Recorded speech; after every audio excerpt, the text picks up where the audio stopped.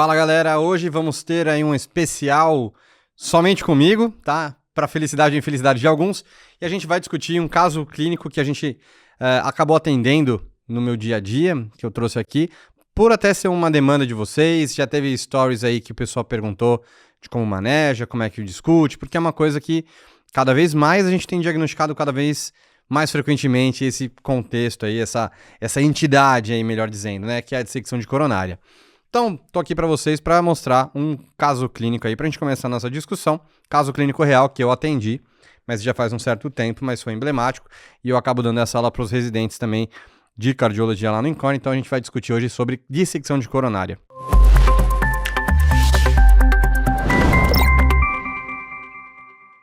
Bom, para quem tá vendo aqui pelo YouTube é muito mais fácil, tá? Mas para quem não estiver vendo e estiver escutando a gente pelo podcast, né, pelos agregadores de podcast, a gente tem aqui um caso clínico de uma mulher de 38 anos, sem comorbidades, que procura o pronto-socorro por dor torácica há 60 minutos. Para quem está conseguindo acompanhar as imagens, fica fácil, mas eu vou dar uma leitura aqui do eletrocardiograma. Então, a gente tem aqui um eletro em ritmo sinusal, a gente tem um bloqueio de ramo novo, né, e a gente dá para entender direitinho que aqui é um bloqueio de ramo isquêmico.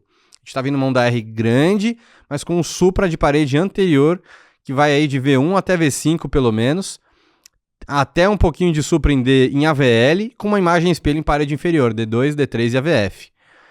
Então não tenham dúvida de quem está vendo essa imagem aqui, pessoal, esse é um bloqueio de ramo isquêmico, não tem dúvida, tá? Ah, não, mas será que é novo, tal? Não, é novo, é isquêmico, tá? Tem um baita de um supra aí na parede anterior. O que chama atenção mais é que na história fala que a paciente tem 38 anos e não tem comorbidade. Então vamos passar para o próximo aqui, que é a cineangiocoronariografia, porque a gente está num serviço que tem hemodinâmica, essa paciente foi para a sala de hemodinâmica. Então, para quem está conseguindo ver, são duas imagens que eu deixei em GIF. Então a gente vai começando aqui pela descendente anterior. Então, na esquerda a gente está olhando aqui a descendente anterior.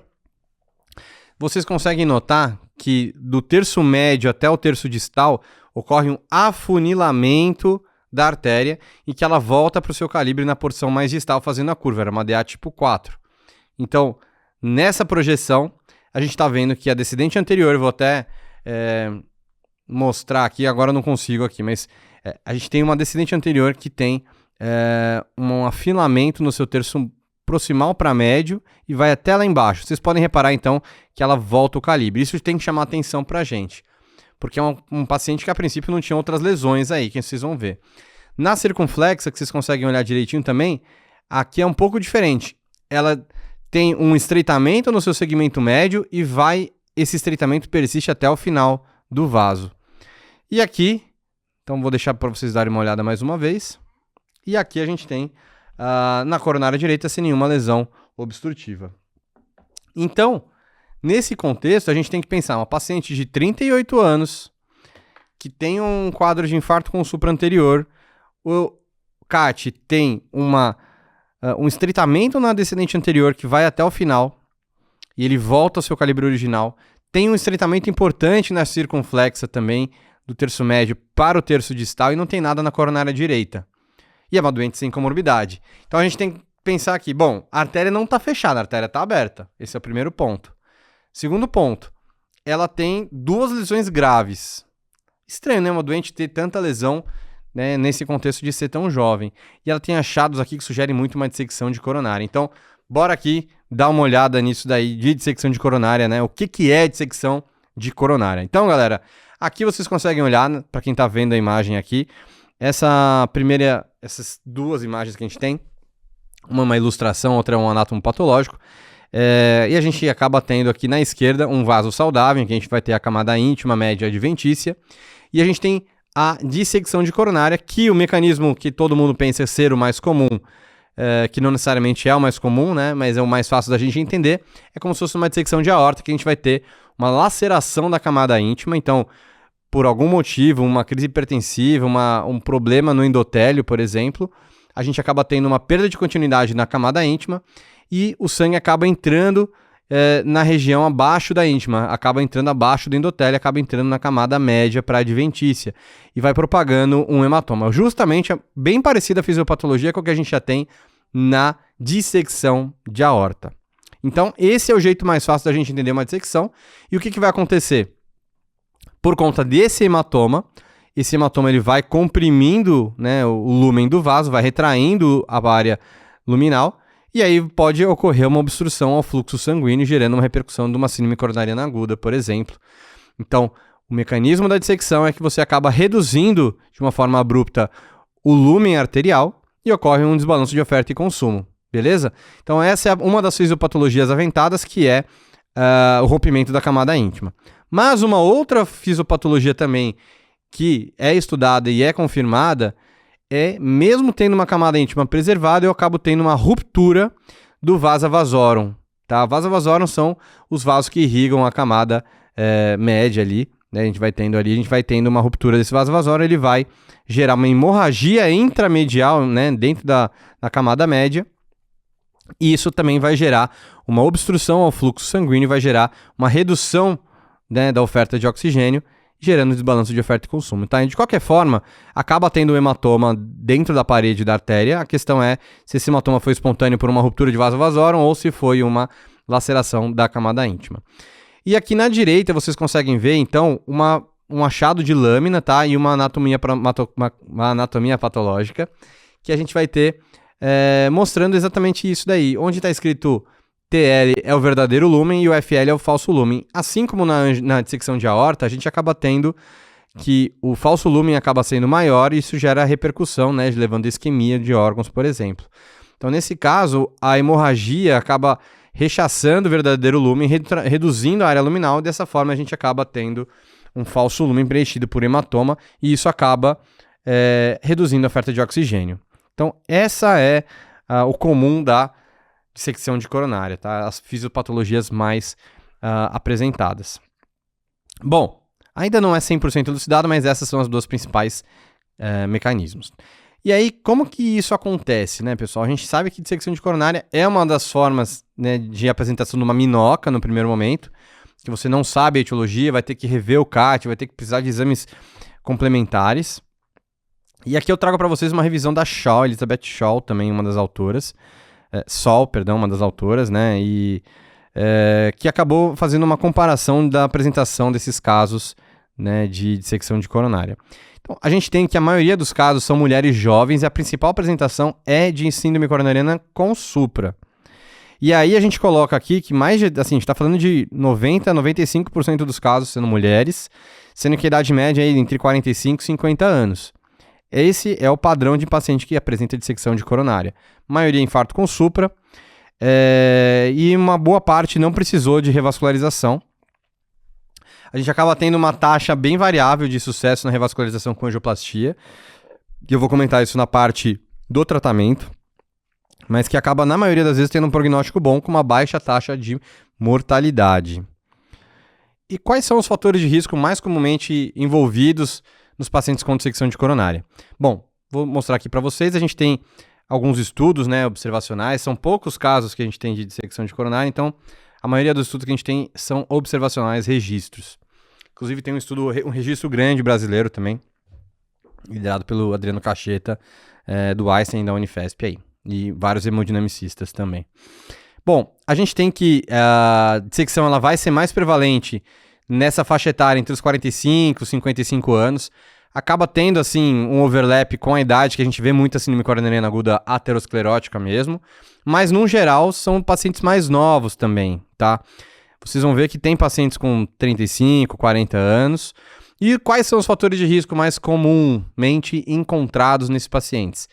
Um dos principais que a gente vê é a fibrodisplasia muscular, que é aquela doença do colágeno que acaba levando a estenose de artéria renal, que é uma causa de hipertensão renovascular no doente jovem, que acaba tendo aquele aspecto de colar de contas, pegando mais artéria renal médio para distal, por exemplo, podendo ter em outros lugares, né, do leito arterial.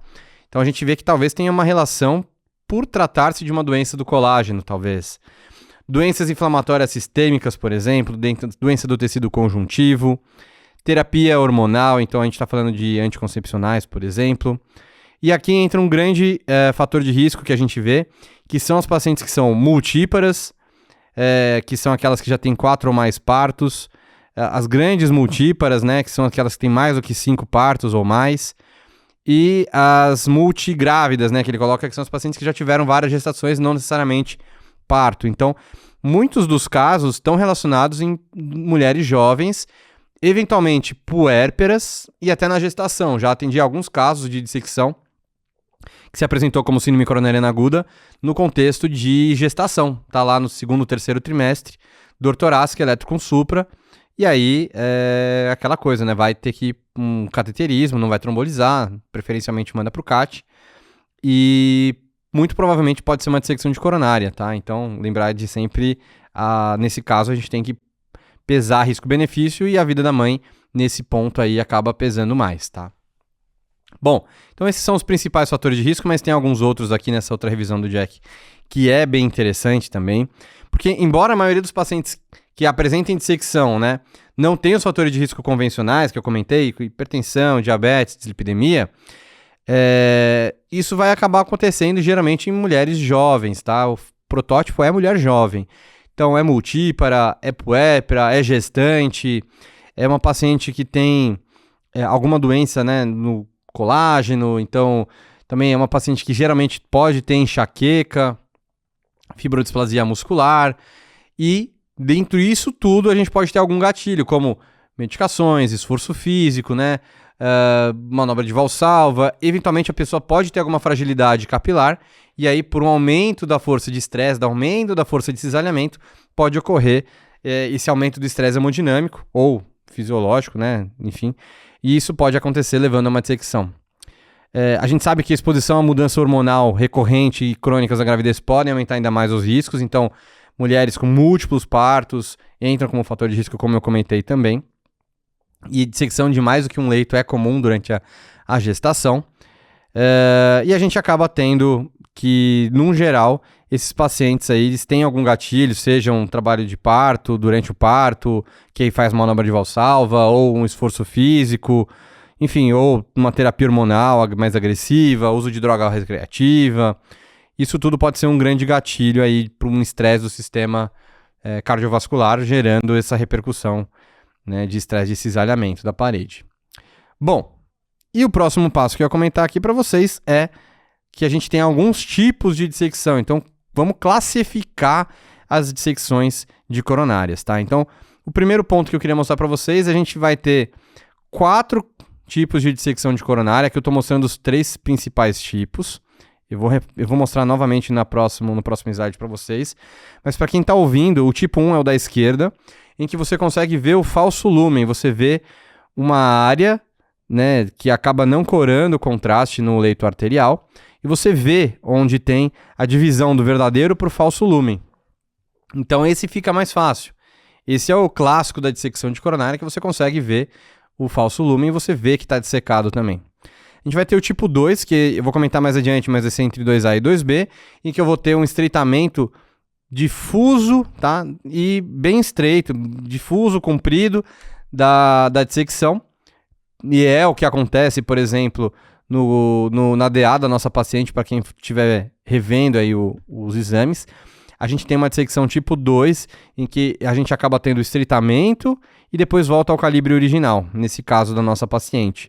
E a gente vai ter o tipo 3, que vai ser uma dissecção focal, e aí mimetiza muito uma placa de aterosclerose, e aí outras coisas vão nos auxiliar. Então, se é uma paciente que já tem outras comorbidades, já tem outras placas, por exemplo, fica mais difícil só na angiografia, só no olho nu, entender melhor a fisiopatologia, qual que é o tipo. E aqui também tenho aqui mostrando as 2 fisiopatologias, né? A laceração da camada íntima na parte inferior esquerda, gerando falso lúmen, e o hematoma intramural, gerando a obstrução, tá? Então, pondera-se que talvez o tipo 1 tenha uma fisiopatologia mais típica, né? Que seria a ruptura da camada íntima, e por isso você consegue ver o flap da dissecção muito bem na angiografia. Já o tipo 2 e 3, talvez a fisiopatologia seja o hematoma intramural.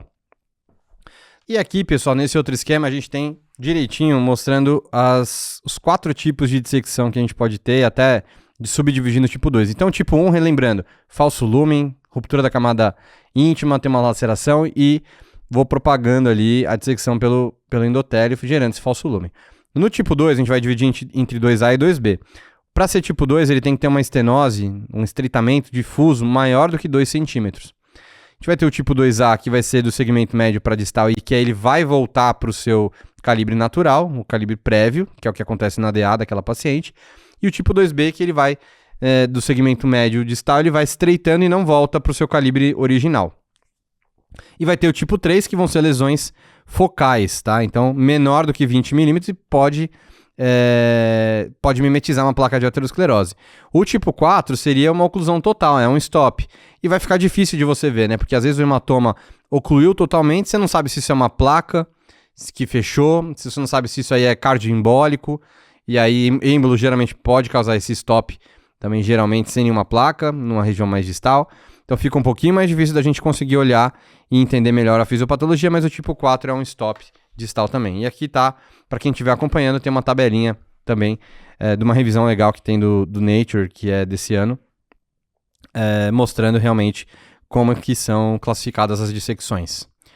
Dito isso, pessoal, como que eu vou fazer o diagnóstico de dissecção de coronária? Então, vou citar aqui, primeiramente, óbvio, a angiografia é o exame principal, é o exame de escolha que a gente vai acabar solicitando. No cateterismo, muitas vezes, pelo aspecto, você vai conseguir cravar que é dissecção tipo 1, tipo 2, porque acaba juntando todos os dados do paciente, acaba tendo uma probabilidade muito alta, e até mesmo tipo 1 acaba fechando o diagnóstico mais fácil, sem nenhum outro exame, mas a gente pode lançar mão também de terapias complementares, como por exemplo o AIVUS e o OCT. Então, para quem não sabe, não está habituado, o AIVUS ele é ultrassom intravascular, intracoronariano, e que ele tem uma maior profundidade, conseguindo olhar bem então em artérias maiores, né?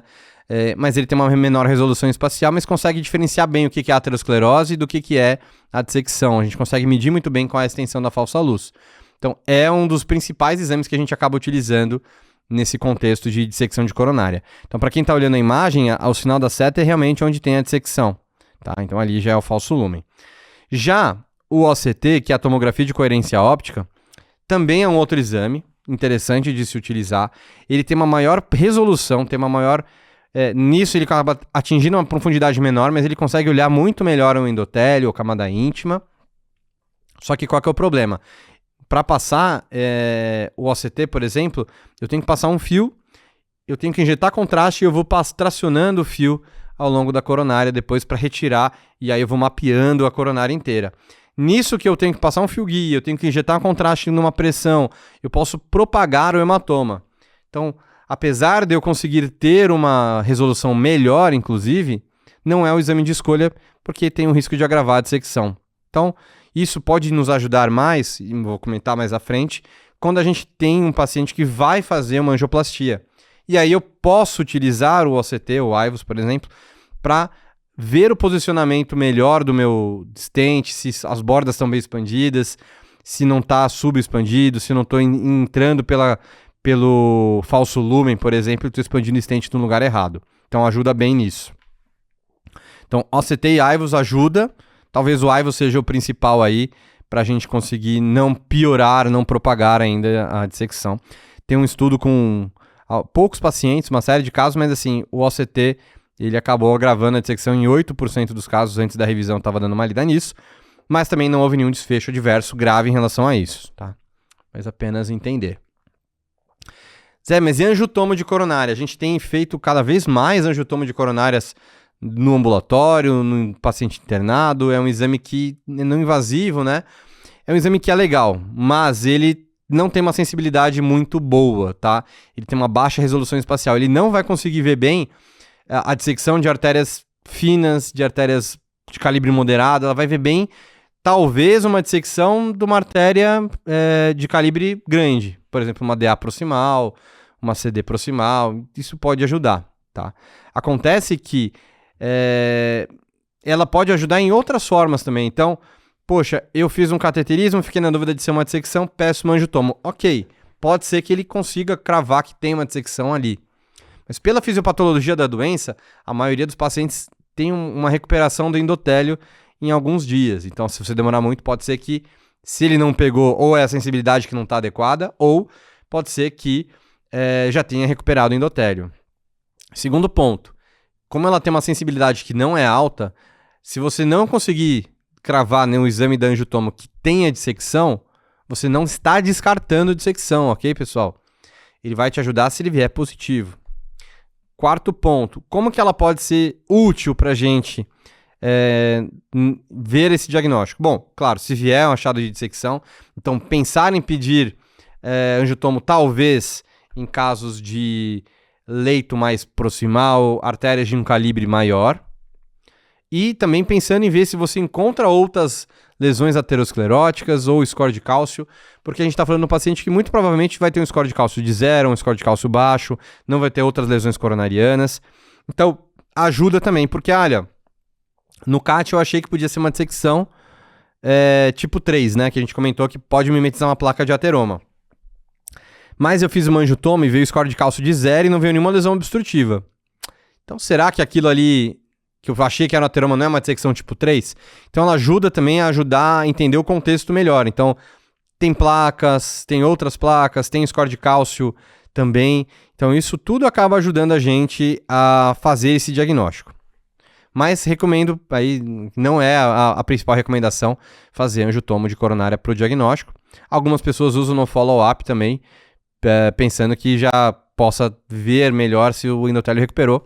Até porque a gente vai ter que fazer um outro cateterismo para ver se esse endotélio recuperou, vai passar uma corda, pode ser que você machuque o endotélio, que propague hematoma, então é uma forma não invasiva de você conseguir fazer o follow-up, é uma coisa interessante. Mas ainda assim, baixa resolução espacial não consegue nos auxiliar tanto. Então aqui tem duas imagens para quem está vendo o YouTube aqui, de dissecção, em que a gente acaba conseguindo ver assim um estreitamento na primeira imagem, no terço médio aí, da DA, terço médio para distal já da DA, a gente consegue ver no CAT à direita e na angiotomo à esquerda um estreitamento discreto, mas vocês veem que ele perde sensibilidade, não é tão estreitado quanto no CAT. Tá? Então isso aí acaba perdendo um pouquinho. E depois no follow-up embaixo, que houve do mesmo paciente a recuperação e deu para ver uma melhora ali do estreitamento discreta, mas houve uma melhora do estreitamento pelo angiotomo, mostrando a reptilização do endotélio. E quais são as principais artérias acometidas aqui, então, na dissecção de coronária, pessoal? Geralmente, a gente vai acabar tendo na coronária esquerda, DA, ICX e tronco, os principais casos que a gente vê. Então, se vocês forem ver aqui nessa revisão da SOL, cerca de mais de 75% dos casos ou era DA ou era CX. Tronco mesmo, pouquíssimos casos, coronária direita também pouquíssimos casos, tá? 20% dos casos era coronária esquerda, quase 80% dos casos era de coronária esquerda, tá? Então, perdão, coronária direita 20%, o resto é coronária esquerda. E a maioria deles acaba se apresentando como uma síndrome coronariana aguda, como a gente comentou, e uma boa parte deles também com artéria aberta, tá? Então, a maioria deles acabam ficando no diagnóstico aí de uma dissecção tipo 2, como a que eu mostrei para vocês, tanto faz se 2A ou 2B, mas não é aquele falso lumen que você vê, e também não é aquela plaquinha marota ali que pode passar batida. Então, uma dissecção tipo 2 que tem um estreitamento e que pode voltar ao calibre original na parte mais distal ou pode continuar, né, numa redução abrupta do calibre e vai até o final do leito arterial com esse estreitamento. Então, é a mais comum. E a maioria das vezes é um fluxo time 3. Para quem não está habituado, o fluxo time 3 seria um fluxo muito bom. O fluxo time 0 é um fluxo ausência de fluxo e o time 3 é um fluxo bom. Então, na maioria das vezes, por mais que tenha sido um quadro de supra, a artéria está aberta e geralmente é DA e CX as principais e o principal tipo de dissecção é o tipo 2. Aqui um artigo de um amigo meu, do Dr. Lucas Lentini, que já fez um podcast aqui com a gente sobre minhoca. E aqui é uma sugestão para lugares que a gente acaba não tendo amplamente disponível IVOS OCT, é uma sugestão de abordagem para pensar em dissecção de coronária que eu acho muito prática também.